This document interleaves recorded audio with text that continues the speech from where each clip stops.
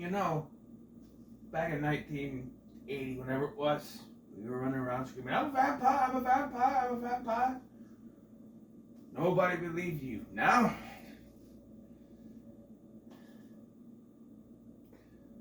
you're a vampire, you're a vampire, you're a vampire. Not just a vampire, fucking Dracula. Goddamn. Goddamn. Alright, hello there, people of Earth, Mars, and sometimes Uranus. I am Scotty, you're not, and it's been a long time since I said this, but it's time to enter the cage, because it's time to talk about Renfield, which is a movie I have been wanting to see. Shot.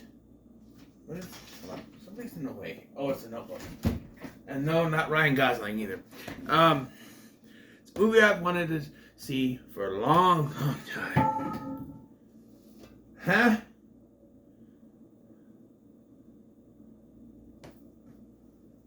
The hell is that?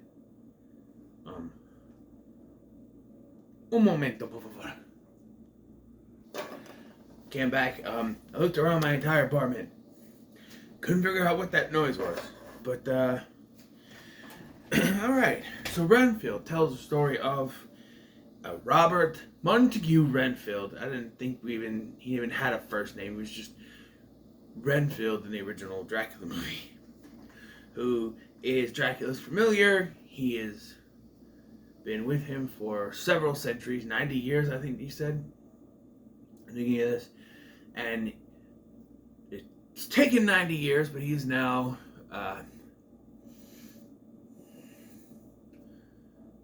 had enough and wants to move on. This movie is an allegory for toxic relationships, and that's what, this is, So, you have Nicholas Hoult as Renfield, Nicolas Cage as Dracula, the two Nicks, and Awkwafina as this cop who is trying to avenge the death of her father that was somewhat caused by this crime family, the Lobo crime family, which she's trying to, and that leads her to cross paths with Renfield. And, I like this story beat, but for a movie about Dracula and Renfield, it just kind of seems like it's shoved in there a little bit. I don't hate it, but it's a little shoved in there.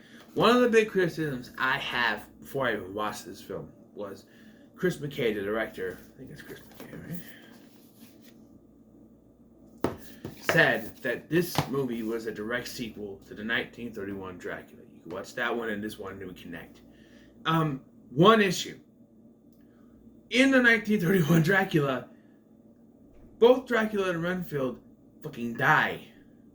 Yeah, so I don't understand how that connects. They even go out of their way at the beginning of this when he's telling their story to kind of superimpose them onto their 1931 counterparts. So you have a scene where he goes, good evening, I bid you welcome. I am Count Dracula. I never drink wine. You even get the scene when the cops find the boat, and you see Dwight Fry down there going, But here it's Nicholas Hoult, and he looks fantastic doing that. You even hear the laugh. He does, he even does the laugh a couple times in the movie. So on that, but if you're saying that this connects to that, maybe in an alternate universe where they didn't both die, and in the credits it says that they use stock footage of Edward Van Sloan. I rewound the beginning of this several times. Didn't see him in there. I saw Mina, the actress. They had Mina, but they used stock footage from the first film, the original film, I should say. You see Mina and Dr. Seward, but you don't see him, which is weird. And I think probably one of the biggest things missing from this that I kind of wanted to see was a Van Helsing. Even if he says, well, we killed Van Helsing back in 1931, he was old enough to have children, There could be that connection where there's a Van Helsing out there. I thought that they were going to make Awkwafina a Van Helsing. I thought that's what that from the trailer. I thought, oh, is she going to be a Van Helsing? Which I could see it over the generations of 90 years that there, one of his family members could have made an Asian person, and bada boom, you have her. But I don't know how it would have felt. But no, she's just this random cop that stumbles upon him because he murdered this, because he's out to get bodies for Dracula. And so he murders these drug stealers. They're trying to steal drugs from people. And he takes them to Dracula. But Dracula apparently can only eat pure, innocent people, which I guess that is all he ate in the 1931 film, because they were all good people, but still, I mean, that's a little bit of far-fetched, just so you can kind of, I don't know if it stretches out the plot necessarily, but it just feels weird when you think of vampires don't normally go for innocent people. They can kill anyone. But they have to say that Dracula is a bad guy, so, But, and I'm not trying to stand up for Dracula, I know he's a vampire, but what was his intention in the original film? He just wanted a new bride. That's it. He wanted a new bride. He did kill Lucy. Well, he turned her, but she was undead, I guess. But I'm just saying, I think Lucy's the only one that he kills in that movie. Well, Renfield, but Renfield's a kooky. He's a kook, But anyway, yeah, but they make him a straight up villain here. Well, there, in the original, he had sort of a line between him where he was a bad guy, but he really just wanted a wife, and he only killed to feed, right? He fed on Lucy. She was undead, right? I guess. I don't remember him. I think there was like a woman in town that he got, right? Remember correctly? I don't know. But yeah, and he's in this support group. Renfield is, and the support group. I'm sitting there going, where are they going with the support group? Because there's a running gag where one of them tries to tell a story, and it's the same person each time, and each time Renfield runs in and disrupts them. The first time he's, I need help, and he's telling the story and everything, and the next time he's trying to save them because Dracula's coming after them. I like that they try to have fun with the rules of vampires where you have to be invited in. There are two times they have fun with this. One time I rolled my eyes. The other time I was like, okay, it works, but also it's kind of a little infuriating. But like when he goes to attack, the one that I thought was just okay was when he goes to attack the people. Actually, I just thought about this. It doesn't make any sense. So he goes to attack the people in the group, and he goes walking in. He stops, and the guy goes, "Are you here for the group? Well, come on in." So he's able to walk in. But here's the problem: the place where they are, it's an open public place. Vampires don't need to be invited into public places where they can go to bars, clubs, anywhere that's a public place, grocery stores. Malls, in the case of Dracula 2000, they don't need to be invited there. So he did not need to be invited to go in there. I just thought of that.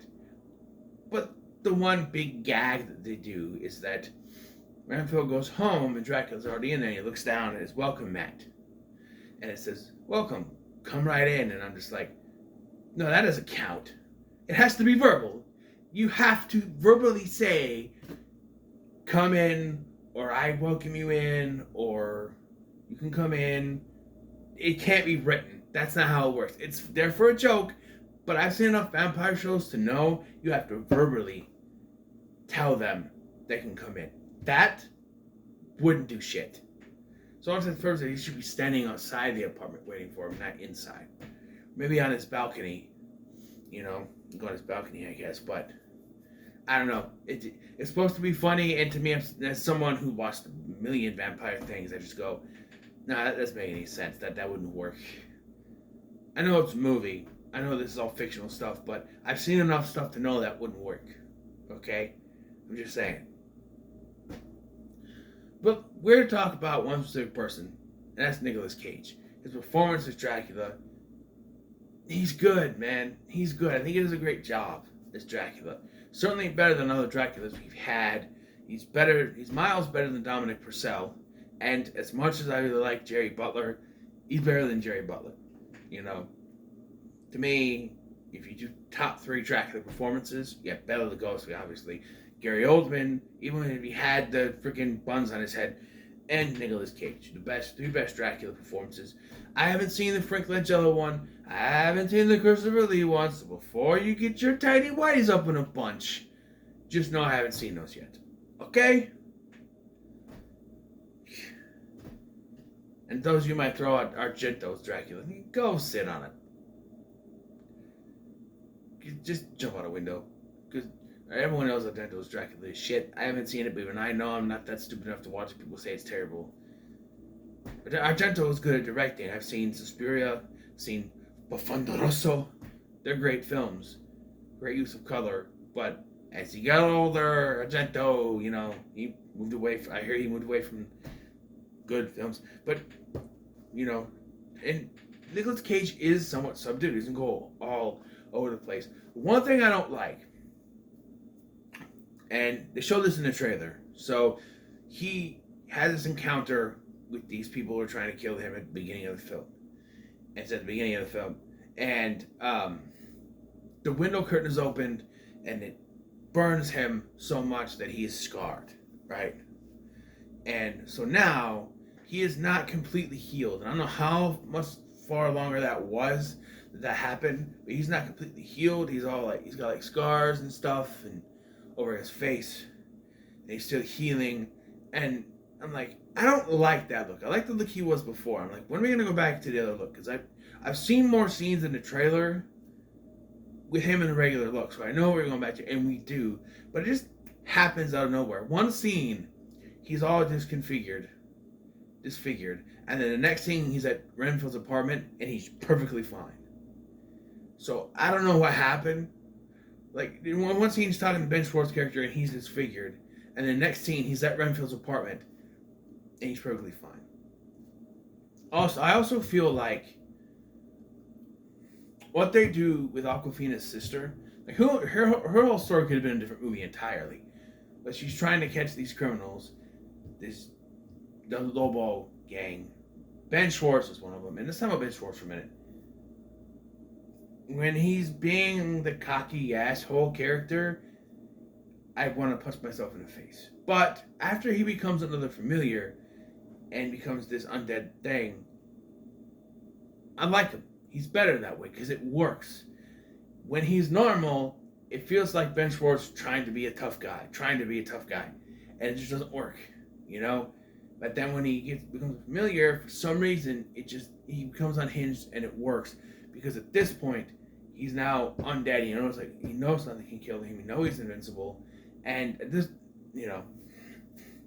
maybe he's acting that way because his family has all that money and he's paying off cops. And that's another thing. He gets arrested. He is telling them everything under the book. He's all the crimes he committed. And she's like, yeah, we got him. And these two corrupt cops go in and come on, you can leave. She's like, what? He just confessed. And you have two witnesses. You have her and another cop that are standing right there and heard him confess to that. I'm pretty sure they recorded on camera. You can just have cops come in and say, okay, you're free to go. We'll cover it up. He confessed. That is bullshit. I don't care if you're the most corrupt cop in the world. He is confessing to crimes. You have to at least go to court for that. You can't just release him. That is bullshit. That is movie logic that does not work. To me, I'm like, he's confessing. He's okay, so he's going to be in jail. What's going to happen? No, because these cops are corrupt. And then they make this whole thing about, that her dad was killed because the system is corrupt. And that her sister, an FBI agent, knows about this, but can't do anything about it. And then we get to the end of the film, the climax, where we have to have both of them there. So they do this thing. She has a phone call with her sister. And her sister says she's going to look into this whole situation, right?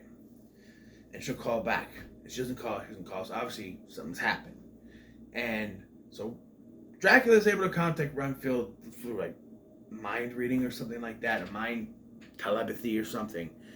And as that's happening, she calls her sister, and it's revealed that the gang has her sister.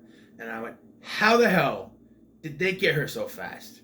Because literally, it went from one scene, okay, we'll talk to you, you call me, okay. And the next scene, they're waiting for her to call, and they already have her. How did it happen that quick? Because it went from that. The next scene is Dracula introducing himself to Ben Schwartz's mom in this. And then the very next scene, they have her already. And she's been, when they get there, she's been drained of her blood. And only her blood can save her, so it's the whole thing, you know. But before I go to the climax, there's this scene where they're sitting there, both Renfield and Rebecca, Aquafina, whatever. They're talking, and he mentions he had a family. And that this whole thing with Dracula was supposed to make money for them. And I went, wouldn't it be something if he was to meet one of his descendants, right? He had a descendant somewhere. And I thought they were going to go the route of saying that the Lobos are actually his descendants.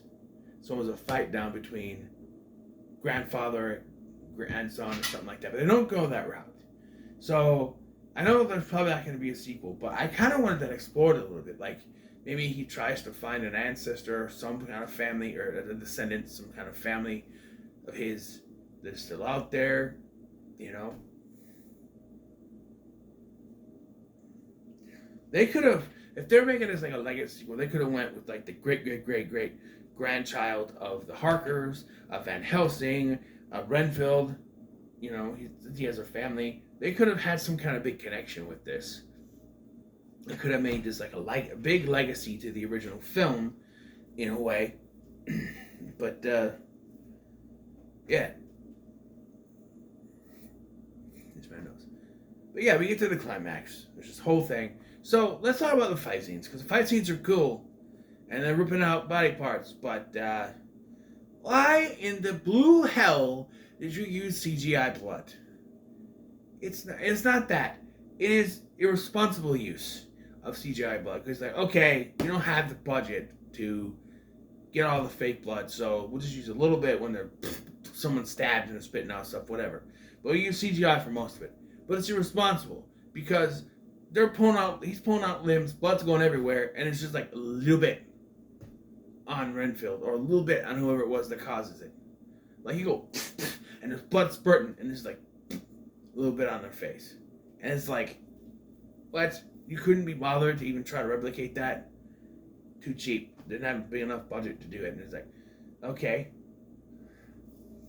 I don't know, it's just stupid. It's stupid. But you get to this final showdown, and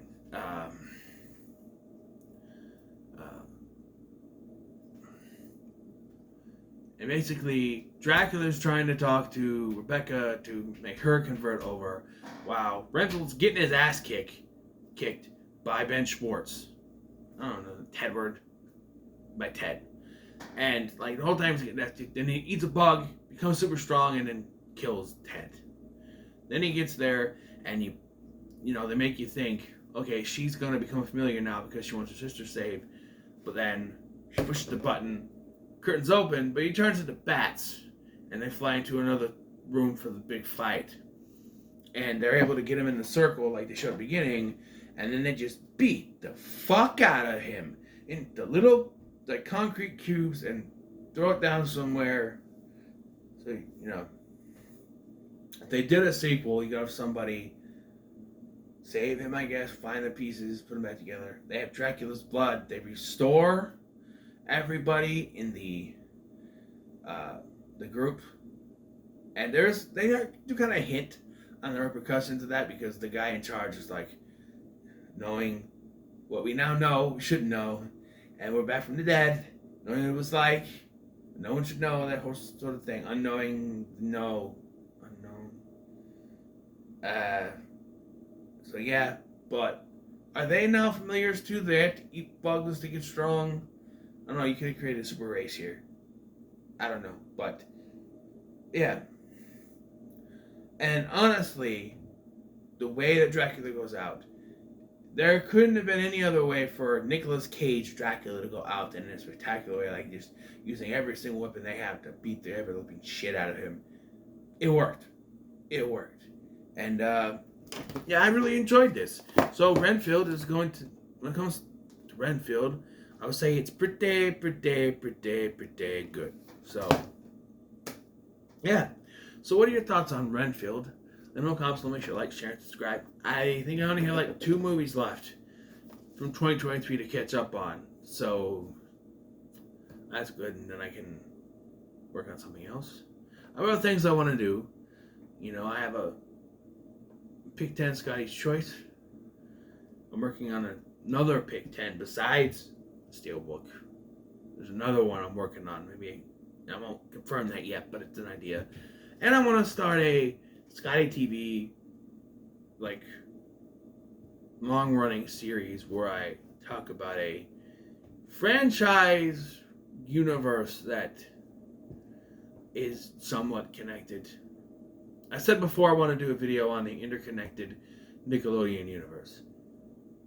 But I feel like I have to talk about each individual show, and to talk about this, I have to go all the way back to 1994.